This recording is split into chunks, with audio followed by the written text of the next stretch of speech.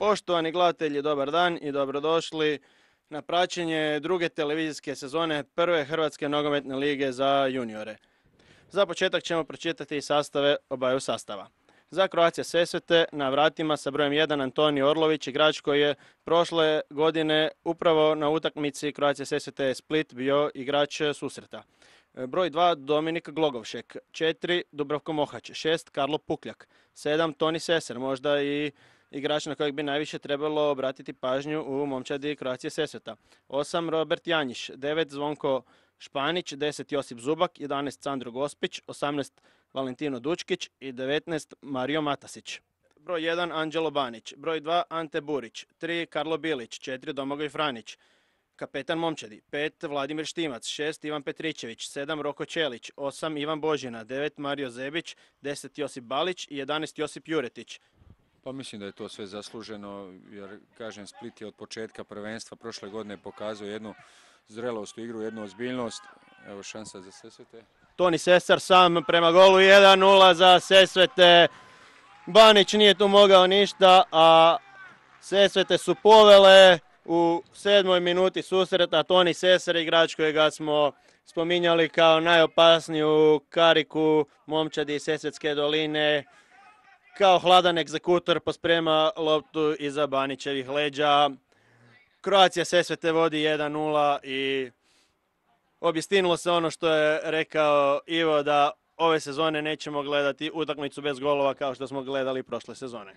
Pa je, dobro je počelo, drago mi je, prije smo apostrofirali Sesara kao jednog od najopasnijih igrača, tako je se i pokazalo, imao je u početku jedno dobro proigravanje, sada je zabio zgoditak. Sesvete su bolje ušle u utakmicu, u svakom slučaju agresivniji su, bolji se, Split se još traži, nadamo se da će se nastaviti u ovakvom tonu.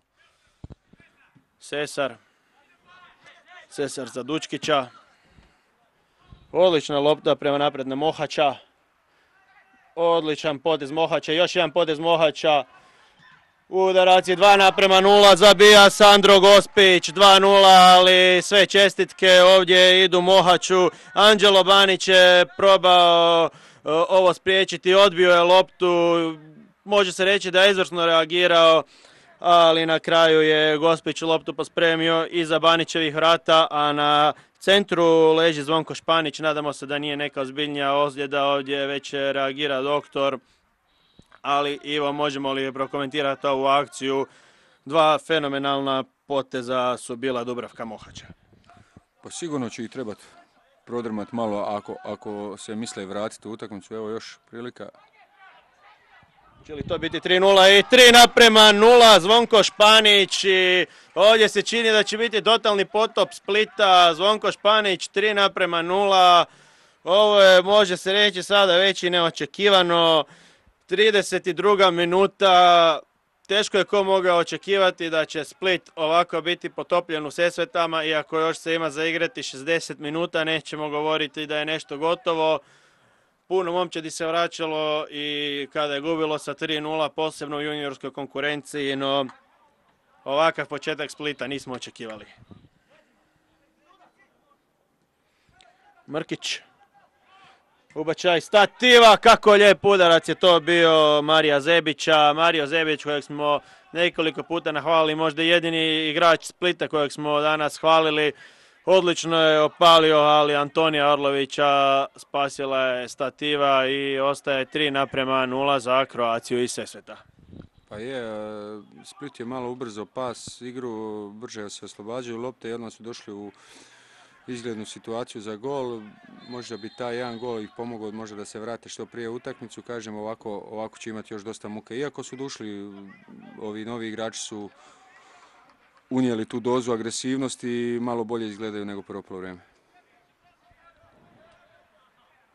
Ivo, uoči početka utakmice rekli ste, kada smo spominjali prošlogodišnjih 0:0, rađe bi da je 3:3 nego 0:0 nekako. Kako je Split krenuo ovu utakmicu, čini se da i to je moguće. Evo, upravo odsvirao Davor Bertoli posljednji zvižduk i utakmica je završila. Pozdravi igrača na terenu, možemo reći zaslužena pobjeda Croatia Sesveta. Još ćemo jednom ponoviti, 1:0 Sesar 7. minuta, 2:0 Gospić 29. minuta i 3:0 Španić 32. minuta. momčad je u stvaranju, imamo određenih problema. Danas se to najbolje vidjelo u prvom poluvremenu gdje momci nažalost nisu odgovorili kako smo se dogovorili, kako se očekivalo. Sesvete su to iskoristili na najbolji mogući način. Ovom prilikom im čestitam na zasluženoj pobjedi. Mi smo u drugom poluvremenu sa 4 izmjene pokušali napraviti preokret rezultatski. Imali smo neke svoje prilike, nažalost nije ušlo u gol.